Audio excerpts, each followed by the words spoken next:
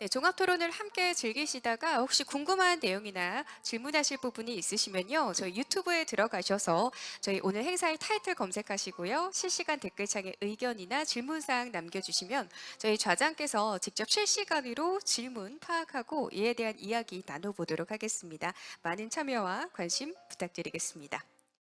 자, 이제 어느덧 준비가 마무리가 된 것 같은데요.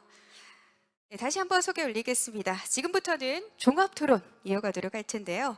네, 좌장이신 박경신 이화여자대학교 교수님께 마이크를 넘겨드리도록 하겠습니다.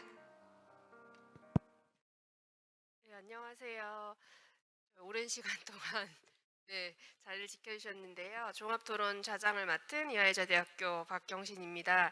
사실 이렇게 종일 포럼 진행하다 보면 사실 좀 힘드셔서 막 끝부분엔 거의 막 빈자리 일색인데 그래도 오늘 되게 굉장히 많은 분들이 아직까지 함께 해주고 계신다는 게 사실 메타버스에 대한 뜨거운 관심을 보여주는 거 아닐까라는 이제 생각을 했습니다. 오늘 뭐 국내 여러 전문가분들께서 글쎄 뭐 현재 메타버스와 관련된 쟁점들은 사실 총망라해 주신 것 같은데요. 관련된 뭐 국내 뭐 시장 현황이라든지 법제 현황 살펴볼 수 있는 시간이었고 발제자분들께 다시 한번 네, 감사드리겠습니다. 사실 뭐 상표적 사용이라든지 뭐 메타버스상 가상 아이템의 뭐 디자인권 보호, 그다음에 뭐 디자인의 중첩보, 또 메타버스상에서의 NFT의 사용, 뭐 디지털 트윈 등 사실 저희가 심층적으로 종합 토론에서 논의를 해봐야 하고 또 플로어에 계신 분들도 해보고 싶은 쟁점들이 많이 있으실 텐데요. 저희가 이제 종합 토론이 시간상 제약이 있기 때문에 모더레이터의 재량으로 좀 선택과 집중을 할 수밖에 없다는 점 양해 부탁드리겠습니다. 사실 현재 저희 뭐 살펴본 것처럼 각국의 법제 현황도 다르고 지금 현재 지식재산권법 체계 하에서 사실 이제 불명확한 부분도 이제 상당히 많이 있는 게 이 메타버스 관련된 쟁점인데요. 특히 그렇지만 그럼에도 불구하고 오늘 발제해 주신 분들이 공통적으로 사실 이제 말씀하신 쟁점이 이제 바로 뭐 관할권인 것 같습니다. 특히 뭐 상표나 디자인 같은 산업재산권이 기본적으로 속지주의가 적용이 되고 또 상당수의 메타버스 플랫폼들이 이제 다국적 기업이라는 점에서 저희 뭐 메타버스 상에서의 침해에 대한 대응이라든지 분쟁 해결을 위해서는 사실 국제 협력이 어떻게 보면 가장 필요한 부분이라는 점에 대해서는 이견이 없으실 것 같아서요. 그래서 이번 종합 토론은 메타버스 내에서 분쟁 해결을 위한 좀 국제 협력에 방점을 두고 논의를 이어가도록 하겠습니다. 특히 이제 메타버스의 특성상 기존의 웹 2.0 시대의 온라인 분쟁 해결과는 조금 다른 접근이 필요하다라는 부분에서도 좀 같이 살펴보도록 할 텐데요. 그래서 우선 발제자분들께서 또 다른 발제자분들의 발제 내용을 들으시면서 좀 궁금하신 점이나 또 추가적으로 좀 저희가 종합 토론을 통해서 논의를 해봐야 될 사항들이 있으면 좀 말씀을 해주시면 네, 좋을 것 같습니다. 저희 뭐 한지영 교수님께서 먼저 네, 말씀을 해주시면 좋을 것 같습니다. 네, 안녕하세요. 한재입니다. 오늘 와이포 그다음에 국가지식재산위원회에서 개최한 이 메타버스 IP 관련된 쟁점 이 국제 포럼을 참여하면서 제가 느꼈던 점은 야 이게 쉽지 않은 쟁점들이 많이 존재하고 있구나라고 하는 생각을 했습니다. 특히 이제 저작권하고 산업재산권은 서로 성격이 크게 차이가 있는 기본적 원인이 저작권 같은 경우는 베른 협약에 의해서 무방식주의에서 등록을 하지 않더라도 저작권이 발생하는 그런 반면에 산업재산권 같은 경우는 특허청에 일정한 절차를 통해서 심사를 해서 등록을 받아야 권리자로서 행사를 할 수가 있게 되는데요. 굉장히 이제 흥미로운 부분이 우리 유럽에서 미등록 디자인을 보호를 이제 할 수 있다라고 그렇게 말씀을 하셨더라고요. 그렇다면 어느 국가에서 예를 들면은 다른 국가에서는 이제 미등록 디자인을 보호를 하지 않는데 유럽에서는 보호를 한다. 그 법제가 서로 다른 그런 국가들 간의 메타버스 상에서 분쟁이 발생했을 경우에 이게 뭐를 어떻게 해결해야 되느냐라고 하는 문제가 바로 이제 중국법 이제 관할권 문제 이런 것들이 등장하는 것 같습니다. 예를 들면 우리나라 메타버스 플랫폼에서 유럽의 미등록 디자인을 누군가가 무단으로 사용을 했을 경우에 이게 바로 이제 침해로 볼 것이냐 아니냐라고 하는 문제가 굉장히 심각한 문제고, 또 그 반대도 여전히 성립될 수 있는 그런 것 같습니다. 이게 이제 국제사법의 기본 지금 우리 그 교수님께서 말씀을 해주셔서 국제사법에 대한 원칙, 그다음에 거기에 따른 개정안, 본인의 사견을 발표를 해주셨는데 상당히 도움이 되긴 하지만은 과연 이러한 안들이 과연 메타버스에 그대로 적용될 수 있을까? 라고 하는 것은 또 다른 문제라고 하는 생각이 듭니다. 그래서 결국에는 이를 해결하기 위한 국제 기구로서 WIPO가 일정한 역할을 해야 된다라는 생각을 가지고 있고요. 그런 쪽에서 지금 오늘 이제 중재에 대해서도 이제 센터장님이 말씀을 해주셨는데, 요 중재나 국제 협약, 포럼 이런 것들의 중요성이 굉장히 중요할 것 같습니다. 그래서 이런 것들 좀 많이 느끼고 간 그런 시간이었던 것 같습니다. 네, 뭐 이렇게 질문이라기보다는 교수님께서 전체적인 총평이라든지 저희 국제 협력의 중요성을 다시 한번 좀 강조를 해주신 것 같은데요. 혹시 뭐또 추가적으로 같이 의견 있으신 저희 발제자분 계실까요? 저희 그러면 사실은 이제 저희가 좀 운영의 묘를 겸하기 위해서 사실 유튜브에서 질문이 하나 왔는데 좀 저희가 질문을 같이 한번 논의해보고 이야기를 해보는 것도 좋을 것 같은데, 이게 이규호 교수님께 아마 질문이 온 것 같은데요. 말씀하신 발제 내용 중에 이제 네이버 그 약관에서 그 익스클루시브 소이스 오브 코트를 합의하였다고 하더라도 이게 이제 초이스 오브 코트는 코트와 달리 정할 수 있는 거 아닌가요? 라는 질문을 주셨는데, 이거 한번 저희가 살펴보고 이어서 토론을 진행하도록 하겠습니다. 예, 제 이름은 이규호입니다. 이기호가 아니고요. 어찌됐든 네이버 제페토의 그 이용 약관을 보시면은 국제재판관날에 관련된 합의는 있고요. 중거법 지정은 없는 상태입니다. 그러니까 중거법을 달리 할 수 있는 건 당연한 것이고요.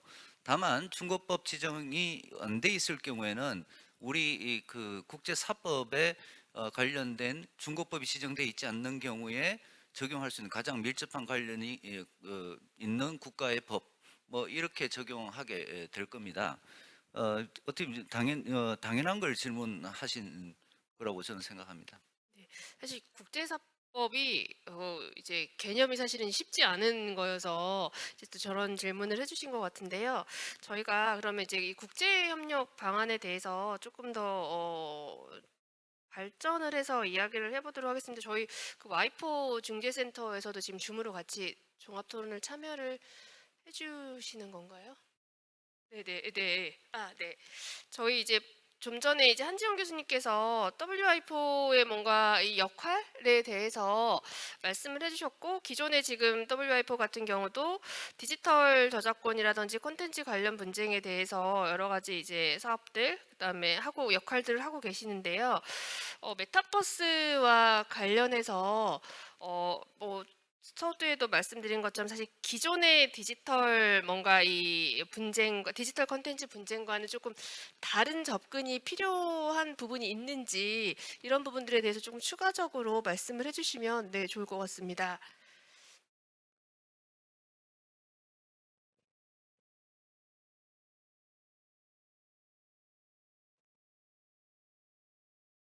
If I may, 제가 먼저 시작해도 괜찮을지요? 네네.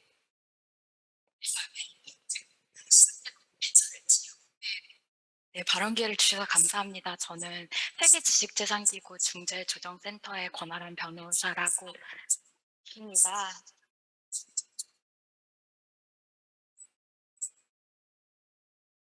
제3 세션에서 발표하셨던 저희 센터의 이그나시오 데카스트로 국장님을 대신해서 이 자리에 참석하게 되었습니다.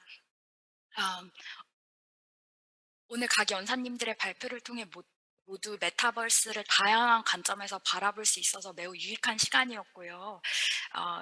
제가 말씀드리고 싶은 부분은 각 국가마다 법제가 다양하고 더욱이 메타버스 같은 새로운 기술이 적용되는 영역에서는 국제적인 요소가 포함된 분쟁이 발생할 때 복잡 다단한 문제들이 얽혀 있는데요. 이런 분쟁을 대처할 때 당사자 자치 원칙에 근거한 조정, 중재를 이용하는 것이 유리한 측면이 있습니다. 아,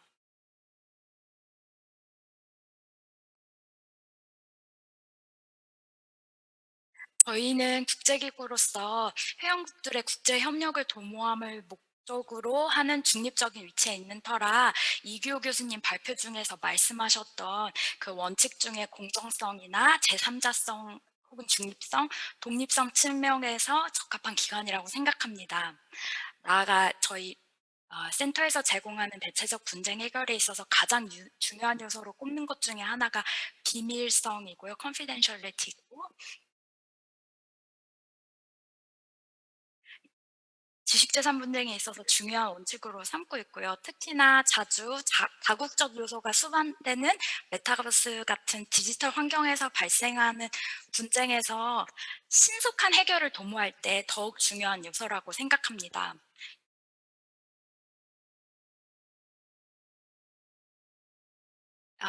또 보안 측면에 대해서도 언급을 해주셨는데 저희 센터의 그 경험에 대해서 조금 말씀드리면 지난 2년간 코로나 기간을 거치면서 저희 중재조정 서비스가 전면 온라인으로 진행되거나 혹은 하이브리드 형식으로 진행한 경험이 있습니다. 이 정도 말씀드리고 싶고 아울러 말씀하셨던 이규 교수님께서 말씀하셨던 신원의 동일성 증명과 관련해서 그 블록체인 기술의 적용을 적용에 대해서 말씀하셨는데 그 부분도 앞으로 검토해 볼 수 있는 재미있는 흥미로운 영역이라고 생각합니다. 네, 답변 감사드립니다. 이제 메타버스도 이제 크게 보면 사실 이제 디지털 공간이기 때문에 이제 기존의 디지털 콘텐츠와 관련된 이런 분쟁 해결 구조들이 또 유용할 수도 있는데 또 한편으로 저희가 이 메타버스만을 두고 볼 때 혹시라도 이런 중재 시스템이라든지 ADR 시스템을 구축을 하고 또 실효성을 높이기 위해서 저희가 조금 더 보완해야 되거나 고려해야 될 점들이 어떤 점이 있을지 혹시 말씀을 해주실 우리 연사분이 계실까요? 어떠신가요? 네.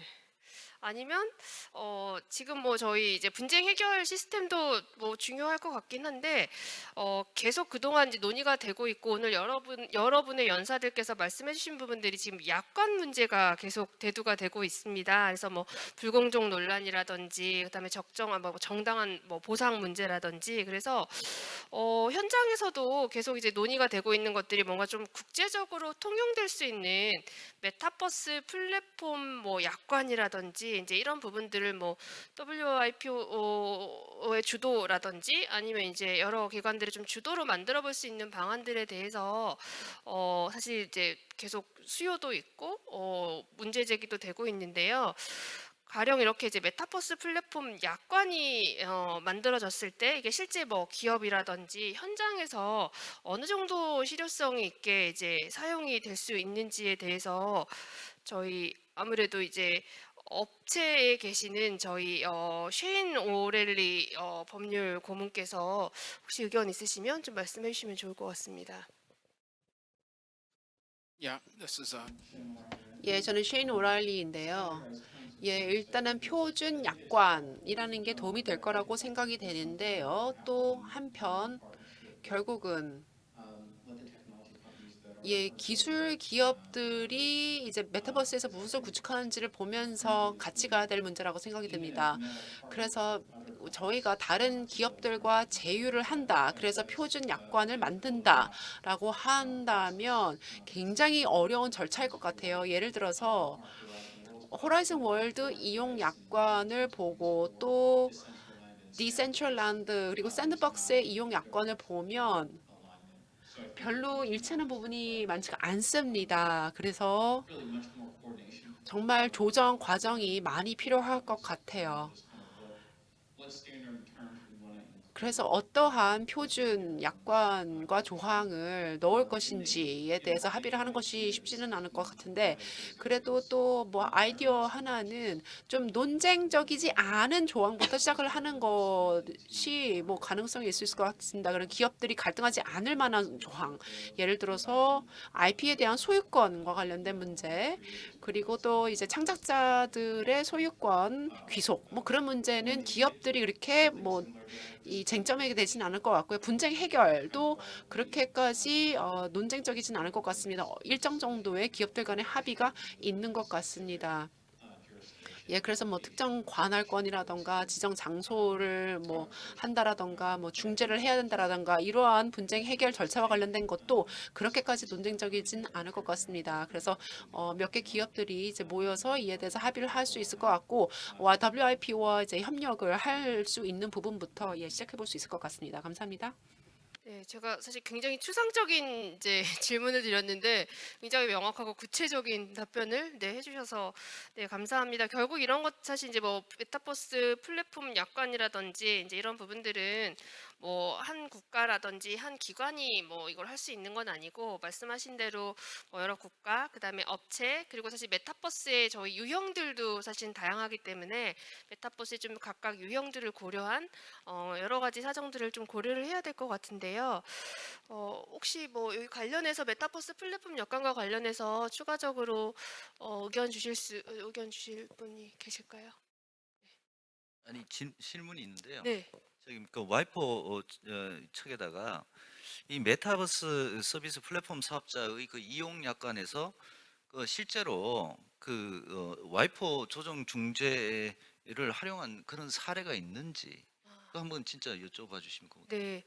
이거는 이제 저희 와이프 뭐 과가람 변호사님이나 아니면 저희 조정센터 국장님께서 답변을 해주시면 네, 좋을 것 같은데요. 실제 지금 방금 이기호 교수님께서 궁금해하신 부분들이 실제로 적용된 사례가 있는지에 대해서 설명을 해주실 수 있으면 가능하다면 설명을 해주시면 감사하겠습니다.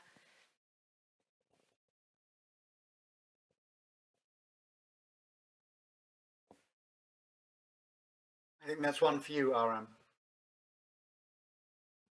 네, 안녕하세요. 그 질문 주셔서 감사합니다. 안녕하세요. 플랫폼 죄송합니다. 잠깐만요.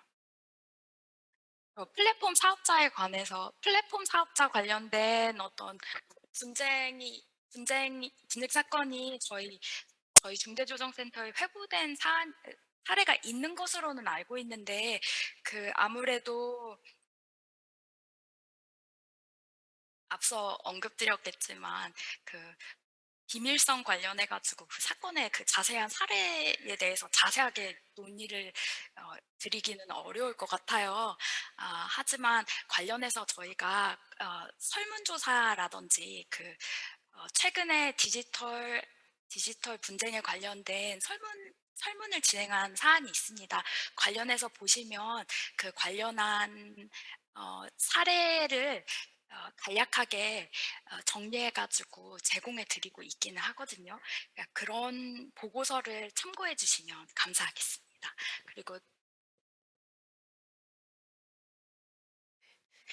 그리고 관련해서 더 자세한 사항에 대해서 문의가 있으시거나 실제로 분쟁이 발생해서 저희 쪽으로 문의 주시면 저희가 절차적인 부분에 대해서도 자세히 안내를 드릴 수 있겠습니다. 어떻게 답변이 사실 지금 방금 답변이 어떻게 보면 저희 ADR의 아이러니하게도 ADR의 되게 장점을 저희가 알 수 있는 것 같아요. 그러니까 비밀성이 사실은 보장이 된다는 거고 메타버스처럼 사실 이제 이런 신규 플랫폼 같은 경우는 뭐 영업 비밀이라든지 이런 부분들이 굉장히 중요한 부분이기 때문에 향후 이렇게 뭐 국제기구를 통한 분쟁 해결이 어떻게 보면 기업의 입장에서는 굉장히 또 매력적인 요소가 될 수 있을 것 같다라는 네, 생각도 듭니다.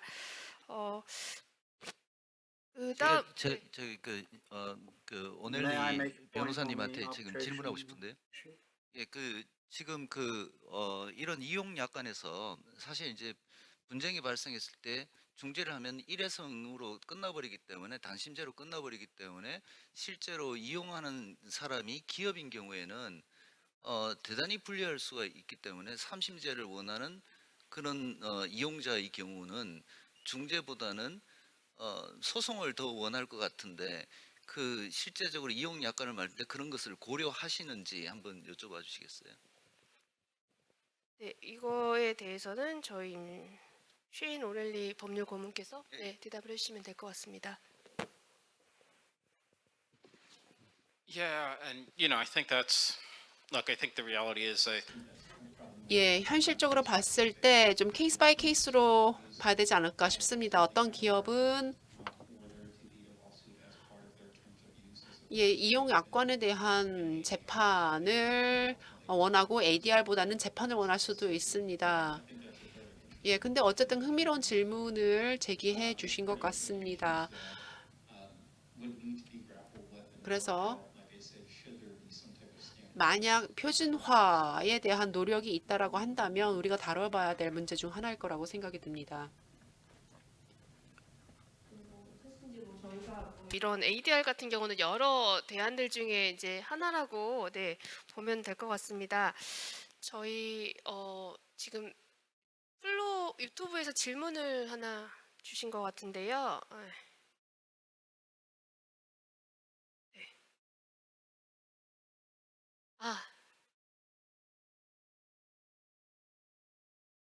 네. 저희 그러면 그 토마스 딜런 법률 고문께서 뭔가 지금 말씀해 주실 게 있으실 것 같은데, 네. Yes, I just wanted to make a couple of short points about. 네, 잠시 첨언을 좀 하고 싶었습니다. ADR에 대해서 대체 분쟁 해결 방식, 특히 WIPO에서 제공하는 ADR에 대해서 말씀을 드리고 싶었습니다. 이것은 그 관할권의 문제가 발생했을 때에 우회할 수 있는 방법이긴 합니다. 근데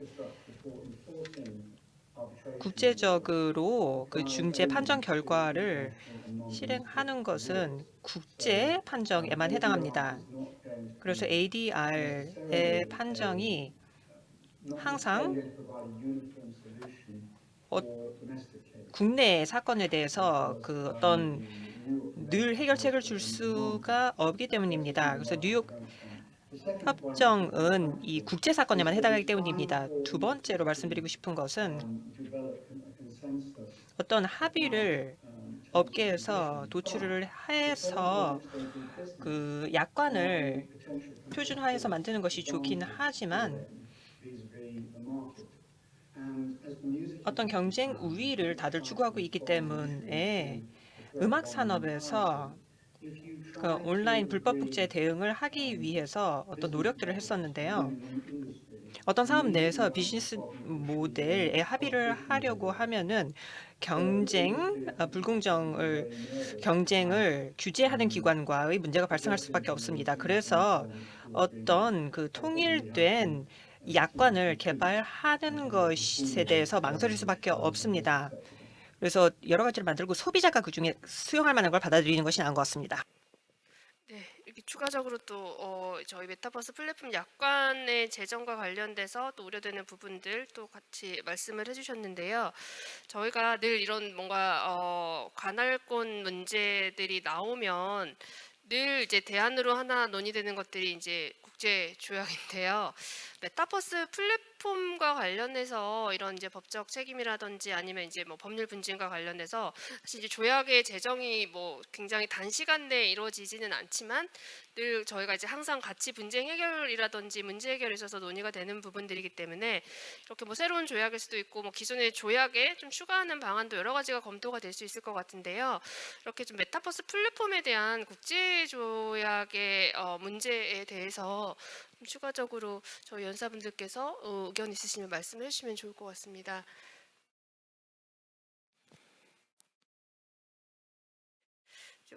아무래도 저희 이제 유럽 연합 같은 경우는 이런 이제 뭐 여러 국가를 아우르는 근데 좀 지역적 특성도 있고 하다 보니까 저희 베렌도르프 공사 참사관께서 좀 혹시라도 이런 국제 조약이라든지 이런 부분들에 대해서 좀 설명을 해주시면 좋을 것 같습니다.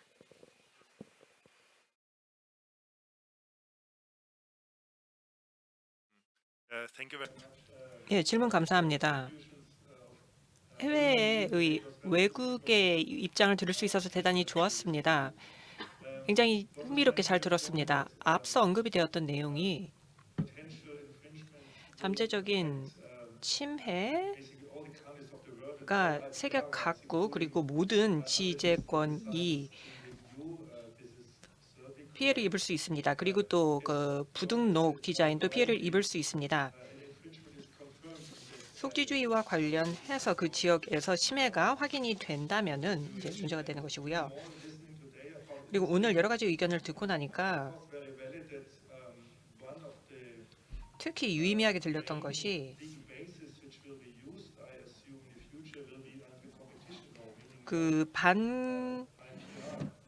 앞으로는 지식재산권법보다는 불공정 경쟁 방지법이 더 큰 역할을 할 것 같습니다. 유럽연합의 경우는 이 법에 대해서 그 규제하기가 굉장히 어렵기 때문에 국가 간의 조화를 이루지 못했습니다. 합의를 도출하지 못했습니다. 그래서 유럽연합의 상황이 더욱더 복잡해지는데요. 우리의 법적인 제도를 조화를 시키는 것이 상당히 어렵습니다. 물론 국제협정이나 합의를 통해서 혹은 WTO 트립스를 개정하는 것도 생각을 할 수도 있을 텐데요. 트립스에 대한 그 각국의 어떤 뭐 갈등 그리고 긴장 관계가 있는 것으로 보아서 개정하기가 쉽지 않을 것 같습니다. 왜냐하면 각국의 이해관계가 워낙에 현격하게 차이가 나기 때문입니다. 물론 어떤 그 메타버스와 관련된 그 협정을 체결하는 것이 굉장히 좋겠지만 많은 당사자들이 참여를 해야 가능한 아주 어려운 일일 것 같습니다. 그리고 ADR에 대해서도 대제 분쟁 해결에 대해서도 모든 양 당사자가 모두 ADR 절차에 동의를 해야 합니다. 합의를 해야 합니다. 그래서 일단 이것이 달성이 되어야 합니다. 늘 이 ADR 절차에 합의를 하기가 어렵습니다. 그리고 또 두 번째로 그 WIPO에서 다룰 수 있는 사건의 수도 제한적이죠. 여러 가지 재원의 문제 때문에. 그래서 무엇이 진짜 피해인지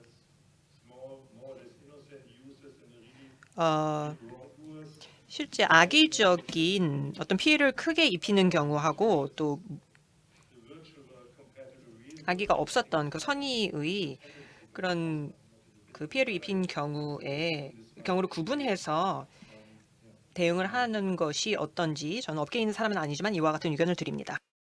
저희 공사 참사관님께서 사실 답변해 준 그 내용 때문에 사실 이런 국제 포럼이 필요한 것 같고요. 그래서 제가 이제 발표 중에서 저희 그 마스다 변호사님께서 화이트 페이퍼를 설명을 해주셨는데 이제 그 안에서 선언적인 거긴 하지만 이제 그런 노력들도 또 이런 좀 국제적인 여러 가지 이제 여론이나 컨센서스 도출에 굉장히 큰 도움이 될 것 같다라는 생각을 했는데요. 혹시 관련해서 추가적으로 말씀해 주실 게 있으실 것 같아서 네, 제가 마이크를 네, 드리겠습니다.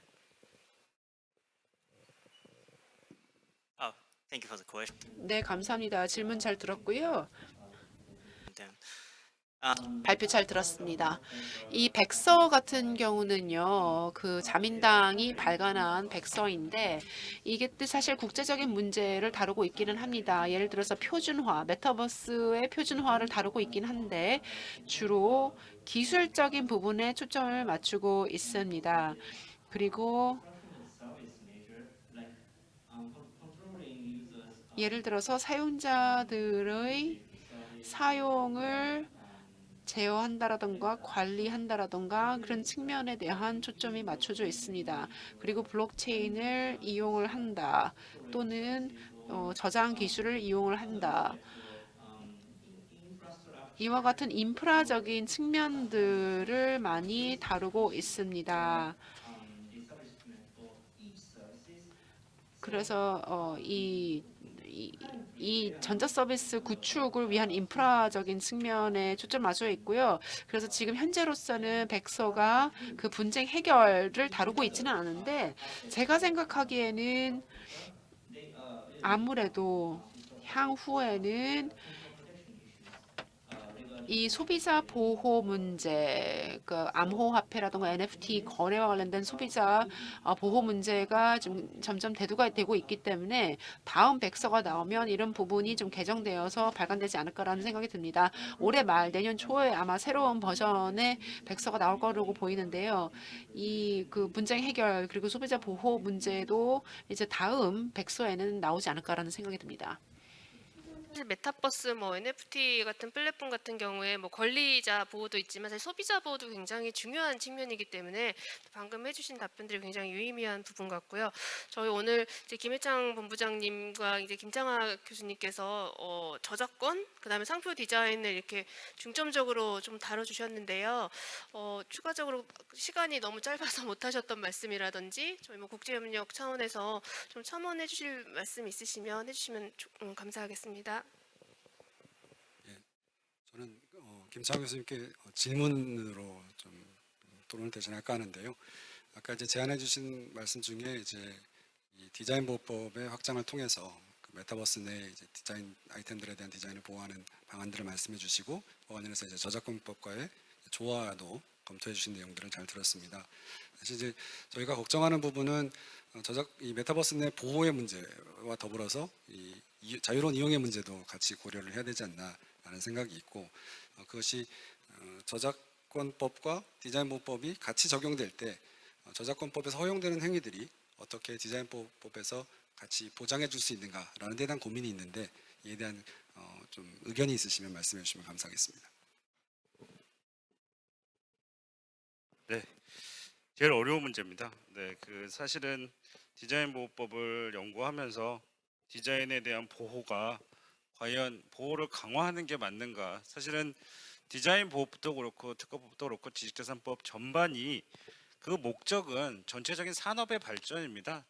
그 권리자를 보호하는 게 아니거든요. 그렇기 때문에 말씀 주신 대로 이러한 자유로운 이용의 문제가 가장 큰 문제고요.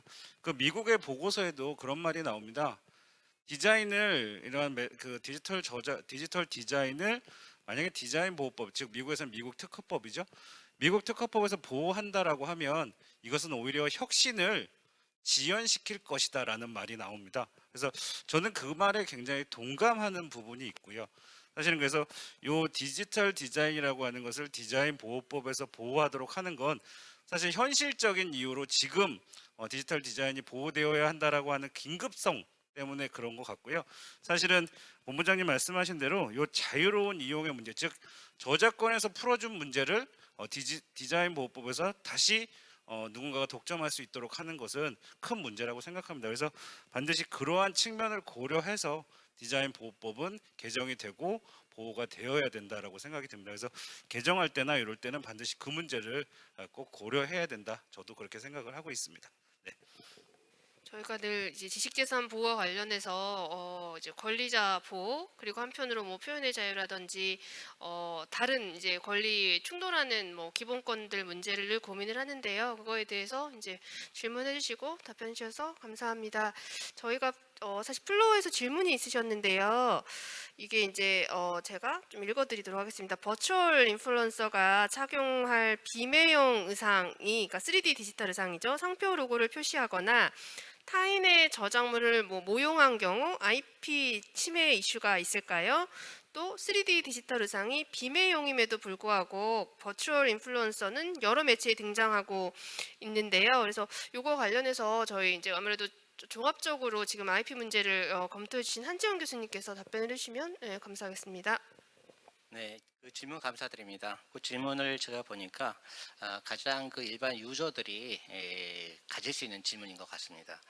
일단 이제 법률적으로 보게 되면은 상표법상 상표 사용 행위는 상표법 제2조 1항 제 11호에 규정이 되어 있는데 상품 또는 그 상품의 포장에 상표를 표시한 행위를 사용이라고 보고 있습니다.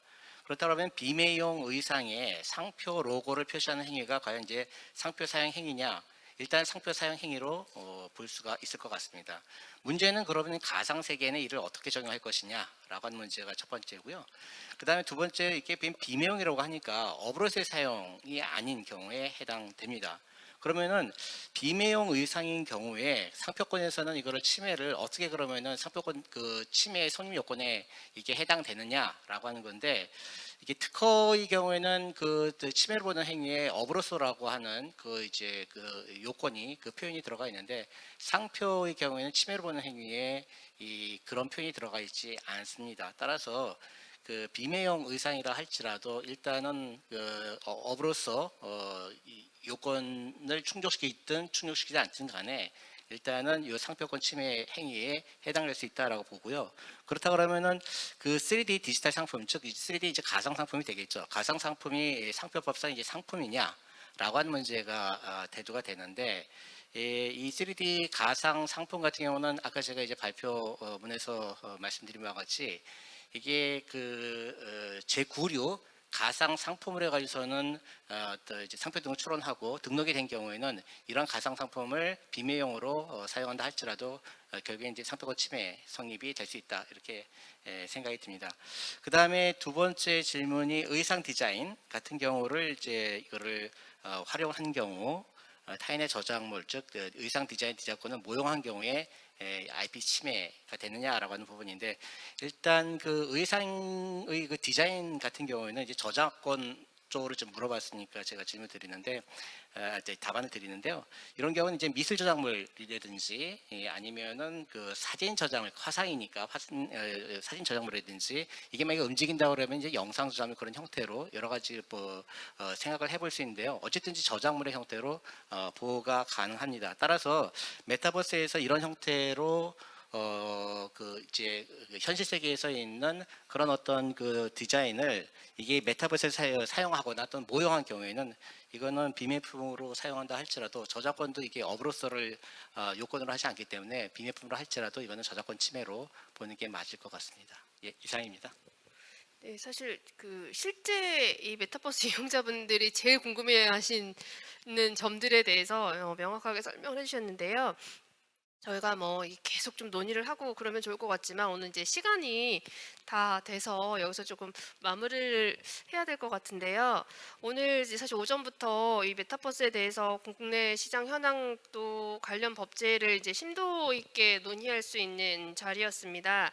그래서 또 기간 발제해주신 발제자분들, 그리고 이제 포럼 내내 참석 계속 해주신 분들께 감사드리고요. 사실 상당히 저희가 긴 시간 동안 논의를 하긴 했지만 사실 여전히 후속 논의가 필요한 쟁점들이 많이 있고, 또 지식재산위원회에서 이를 위해서 또 다른 자리를 죄송합니다. 마련해 주실 것으로 기대하면서 오늘 포럼을 여기서 마치도록 하겠습니다. 감사합니다. 네, 고맙습니다. 말씀해 주셨던 것처럼 정말 긴 시간 동안 많은 분들이 함께해 주셨는데요. 오늘 종합토론회 수고해 주신 박경신 이화여자대학교 교수님과 그리고 모든 발표자분들, 세션에 함께해 주신 발표자분들에게도 진심으로 감사의 인사를 전합니다. 네, 이것으로 국가지식재산위원회와 문화체육관광부 그리고 특허청이 공동 주최한 지식재산과 메타버스 국제포럼 모두 마치도록 하겠습니다. 긴 시간 함께해 주신 모든 분들 감사드리고요. 조심히 돌아가세요. 지금까지 진행의 아나운서 송교였습니다. 고맙습니다.